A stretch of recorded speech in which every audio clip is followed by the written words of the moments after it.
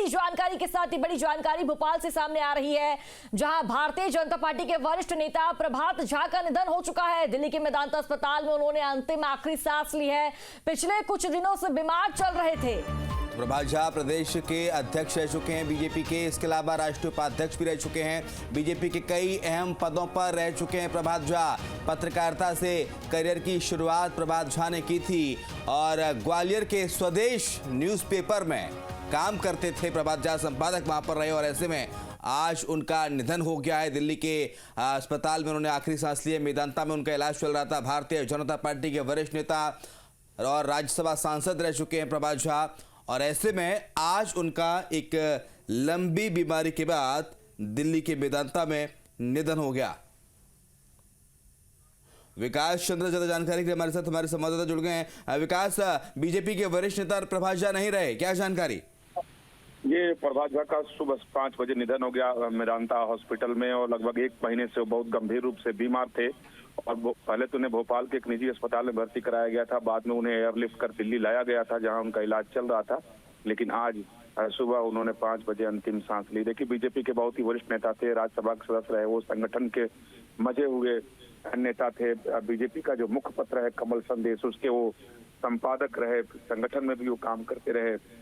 लेकिन कुछ दिनों से वो बीमार हो गए थे, और बीमार होने की वजह से वो सक्रिय राजनीति से थोड़े किनारे भी हो गए थे।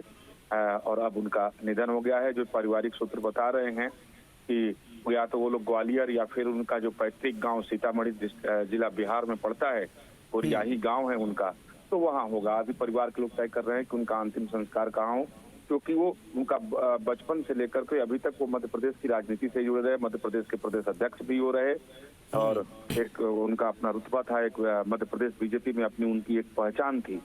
तो परिवार के सदस्य और पार्टी के लोगों के साथ मंत्रणा कर वो लोग तय करेंगे कि उनका अंतिम संस्कार कहाँ। विकास चंद्र, अभी ये तय नहीं हुआ है कि अंतिम संस्कार कहाँ होगा, लेकिन अभी तो परिवार के कौन कौन से लोग वहाँ मौजूद है? क्या उनके बेटे तुष्मिल झा वहाँ पर मौजूद हैं, या उनके अलावा परिवार के अन्य सदस्य मेदांता अस्पताल में गुरुग्राम में?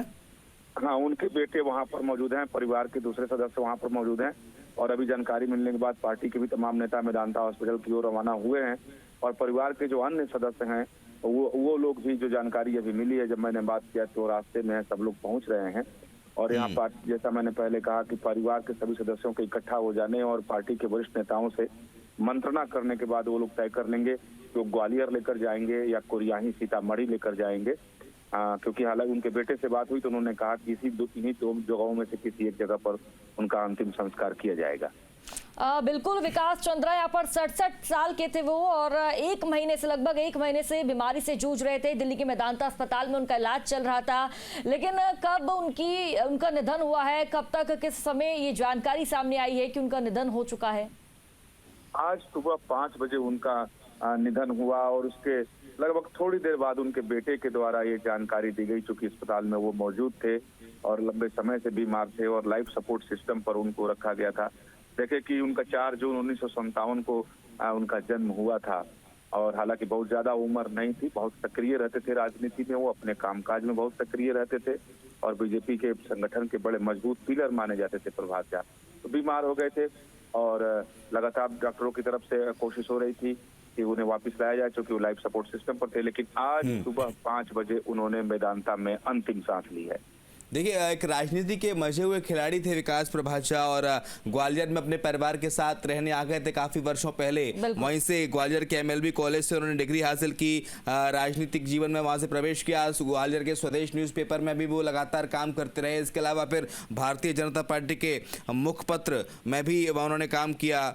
और ऐसे में बीजेपी के प्रदेश अध्यक्ष, बीजेपी के राष्ट्रीय उपाध्यक्ष, लेकिन कभी परिवार के लिए तुष्मिल झा को लेकर, राजनीति को लेकर तमाम सारे कयास लगाते जा रहे थे कि प्रभात झा तुष्मिल झा के लिए कुछ डिमांड कर सकते हैं, लेकिन संगठन से उन्होंने कुछ मांग नहीं की और संगठन को मजबूती प्रदान करते रहे हमेशा।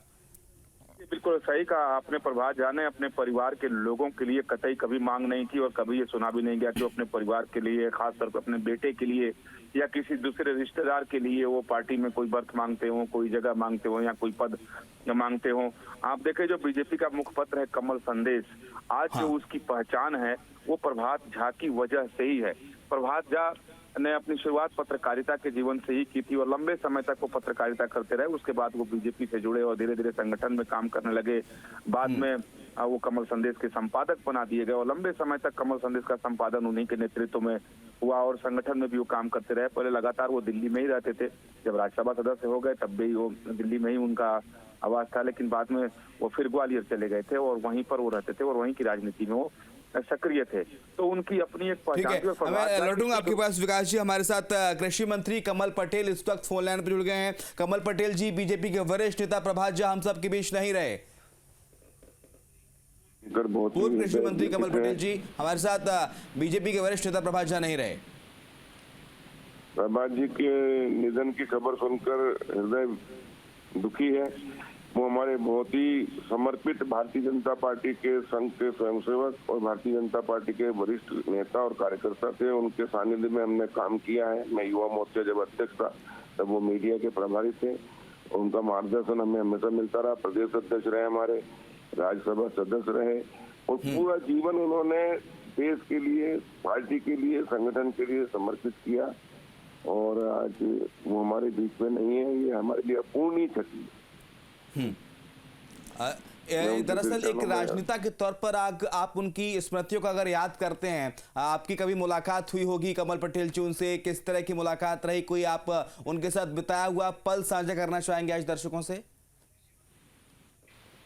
8-9 साल तो वो प्रवक्ता थे भारतीय जनता पार्टी के, तो हमेशा रोज ही मिलते थे और उनका मार्गदर्शन हमें मिलता था। प्रदेश अध्यक्ष रहे, उनके सानिध्य में हमने काम किया। बहुत ही समर्पित पार्टी के लिए, संगठन के लिए और देश के लिए, और हजारों कार्यकर्ता उन्होंने अपने व्यवहार से खड़े किए हैं और अपूर्णीय क्षति है भारतीय जनता पार्टी के लिए, समाज के लिए, देश के लिए।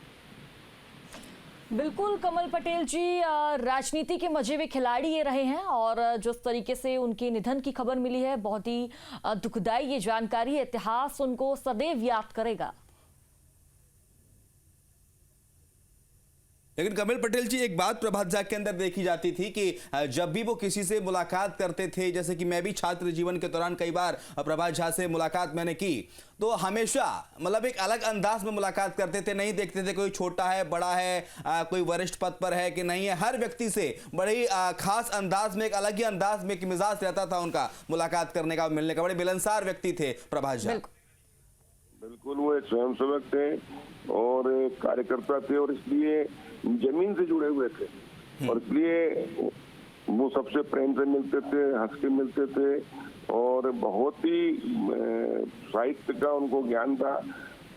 लेख लिखते थे, उससे भी प्रभावित करते थे और बहुत मिलनसार। एक मैं कह रहा हूँ ना कि हम सबके लिए, मेरे लिए व्यक्तिगत भी और पार्टी के लिए भी एक अपूर्णीय क्षति जिसकी पूर्ति नहीं हो सकती। हम सब और भारतीय जनता पार्टी के मध्य प्रदेश के तो प्रदेश अध्यक्ष रहे हैं। तो कमल पटेल जी, आपने बेहद करीब से प्रभात झा को देखा है कि किस तरह से संगठन में वो काम करते थे। किसी से कोई राजनीतिक द्वेष नहीं, मतभेद हो सकते थे लेकिन मनभेद कभी प्रभात झा के नहीं रहे। ये उनके अंदर एक खासियत थी। बिल्कुल सही है, मैंने वर्षों उनके साथ काम किया है। ठीक है, बहुत शुक्रिया आपका कमल जी हमारे साथ जुड़ने के लिए। ग्वालियर से हमारे सहयोगी इस वक्त विनोद हमारे साथ जुड़ गए हैं। विनोद, प्रभात झा नहीं रहे हम सब के बीच, एक वरिष्ठ नेता भारतीय जनता पार्टी के, आज गुरुग्राम के मेदांता में उन्होंने आखिरी सांस ली है। फिलहाल ग्वालियर में किस तरह की हलचल देख रहे हैं आप उनके आवास पर? क्या उनका पार्थिव जो देह है वो ग्वालियर लाई जाने की तैयारी है? क्या ग्वालियर में आएगी या फिर बिहार में जहां उनका निवास है, पैतृक निवास, वहां अंतिम संस्कार किया जाएगा? देखिए, प्रभात झा के निधन की जैसे ही खबर ग्वालियर के लोगों को लगी तो एक तरह से शोक की लहर दौड़ चुकी है। उनके घर के आसपास अभी चूंकि मैं उनके घर पे पहुंचा नहीं हूं, मैं थोड़ी देर में उनके घर पहुंच जाऊंगा। तो जो उनके जानने वाले लोग हैं, जो उनके रिश्तेदार हैं कुछ, जो ग्वालियर में और ग्वालियर के आसपास के थे, और पार्टी के तमाम कार्यकर्ता अब उनके घर की ओर रुख करने लगे हैं। अभी तो लोग टेलीफोन पर ही एक दूसरे से चर्चा कर रहे हैं कि प्रभात जी का निधन हो गया, तो कहीं ना कहीं जो एक दूसरे से दुख व्यक्त किया जाता है उसकी बातचीत कर रहे हैं। बहुत ही देखिए नेक इंसान और एक अच्छे नेता के रूप में प्रभात झा जाने जाते हैं। लगभग 2-2.5 महीने पहले मेरा आखिरी इंटरव्यू उनके साथ था, उनके घर पे जो राजमाता विजयराजे सिंधिया पर उन्होंने बोला और काफी बहुत बड़ी बड़ी चीजें, बड़ी बड़ी बातें उन्होंने राजमाता के बारे में बताई, उनके व्यक्तित्व के बारे में चर्चा उन्होंने की। तो प्रभात झा का जो कह सकते हैं कि उनका जो कद था पार्टी में, वो वाकई में एक अनुशासित कार्यकर्ता के रूप में रहा। इतने बड़े बड़े पदों पर रहने के बाद भी वो हमेशा एक पत्रकारों के साथ पत्रकारों की तरह ही बात करते थे। ग्वालियर में जिस तरह से उन्होंने रिपोर्टिंग शुरू की, उसके बाद संपादक बने स्वदेश अखबार में, फिर मीडिया प्रभारी बीजेपी में जाके बने, फिर राज्यसभा सांसद बने, प्रदेश अध्यक्ष बने, राष्ट्रीय उपाध्यक्ष रहे। एक लंबी पारी उन्होंने संगठन में खेली एक कार्यकर्ता के रूप में। हालांकि कभी वो चुनाव नहीं लड़े, लेकिन पार्टी ने उनके सम्मान के रूप में उन्हें राज्यसभा सांसद भी बनाया। तो प्रभात झा ग्वालियर के एक बड़े नेता तो थे ही, देश में उनकी अपनी एक अलग पहचान थी। बिल्कुल आम आदमी की तरह मिलना, उनका छोटे से छोटे कार्यकर्ता के साथ भी पूरा वक्त देना, उनकी बातें सुनना और उनके विचारों को जानना, ये सब प्रभात झा के कह सकते हैं कि मूल रूप से उनके मन की बातें हुआ करती थी, जिसको वो कार्यकर्ता उसे जानते थे और अपनी बात कहते थे। एक बड़े कद के नेता होने के बावजूद प्रभात झा में एक सबसे बड़ी खूबी और खासियत जो दिखाई देती थी, वो ये थी कि वो कभी पार्टी के किसी भी प्लेटफॉर्म पे पार्टी के अगेंस्ट नहीं गए और परिवारवाद को उन्होंने हमेशा पार्टी से अलग रखा। उनके बेटे कुसुमल झा लगातार पिछले कुछ सालों से पार्टी में कार्य कर रहे हैं, लेकिन कभी उन्होंने सिफारिश नहीं की कि उनके बेटे को संगठन में कोई बड़ा पद मिले या कोई टिकट मिले। हालांकि उनके बेटे अलग तरीके से अपनी जगह बनाने की कोशिश कर रहे हैं। जो आपने पूछा कि अब उनके निधन के बाद क्या उनका अंतिम संस्कार ग्वालियर में होगा या वो बिहार जाएंगे, तो ये अभी तय नहीं हो पाया है। थोड़ी देर में तुष्मुल से हम कोशिश करेंगे, जो उनके बेटे हैं बात हो जाए तो कंफर्म होगा कि वो ग्वालियर आते हैं या बिहार जाते हैं। ज्यादातर संभावना ग्वालियर की ही है, क्योंकि ग्वालियर में मूल रूप से पले बड़े, शिक्षा हासिल की, यही उन्होंने अपनी राजनीति की शुरुआत की और पत्रकारिता में कदम भी उन्होंने ग्वालियर में ही रखा। बिल्कुल, तो ग्वालियर में विनोद, सभी बिल्कुल हमारे साथ यहाँ पर संदीप भी जुड़ चुके हैं भोपाल से। संदीप, फिलहाल क्या कुछ जानकारी सामने आ रही है? क्योंकि जिस तरीके से हम ये भी देख रहे हैं कि भारतीय जनता पार्टी के वरिष्ठ नेता थे जो कि अब हमारे बीच नहीं रहे हैं, उनके अंदर कोई द्वेष की भावना नहीं थी। उनका जो अंतिम संस्कार है कहाँ किया जाएगा? क्या परिजनों का आवास में पहुंचना शुरू हो चुका है? संदीप, देखिए, बहुत उम्मीद तो इस बात की है कि ग्वालियर में ही किया जाए, क्योंकि प्रभात जी एक जगह में बंधे हुए नहीं थे। विनोद बता रहे थे इस बात को आपको, और विनोद जैसा कह रहे थे कि वो बिहार, मध्य प्रदेश, उत्तर प्रदेश किसी हर जगह पर उसे उनका नाता रहा है, लेकिन उन्होंने ग्वालियर को अपना मूल स्थान बनाया, एक अपना मूल शहर बनाया है।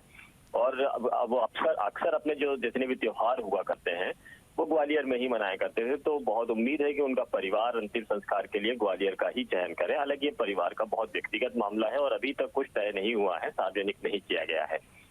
लेकिन जहां तक प्रभात जी की बात है, प्रभात जी को किसी एक राज्य में से नहीं समेटा जा सकता है। वो उनके वो बहुमुखी प्रतिभा के धनी रहे हैं। वो न केवल हिंदी और भोजपुरी अच्छे से बोलते थे, बल्कि मराठी, गुजराती, तमिल, तेलुगु जैसे कई वजह उनको बहुत बेहतर तरीके से आती थी। उन्होंने पूरा अपना जो पत्रकारिता के जीवन की शुरुआत है ग्वालियर से उन्होंने की थी। ग्वालियर स्वदेश में वो रहे और भाजपा में जब वो आए तो बीजेपी का मीडिया मैनेजमेंट का जो आज आप स्वरूप देखते हैं, ये प्रभात जी का ही खड़ा हुआ है। प्रभात जी ने सबसे पहले मध्य प्रदेश बीजेपी में जब आए थे तो उन्होंने मीडिया डिपार्टमेंट का गठन किया था और उसके प्रभारी बनाए गए थे प्रभात जी। प्रभात जी इसके बाद में राष्ट्रीय मीडिया प्रभारी बने और उन्होंने पूरे देश में केंद्रीय बीजेपी का जो मीडिया मैनेजमेंट उन्होंने बहुत बेहतर तरीके से संभाला। न्यूज नेशन अब व्हाट्सएप पर खबरों की ताजा अपडेट के लिए न्यूज नेशन के इस QR कोड को स्कैन करें।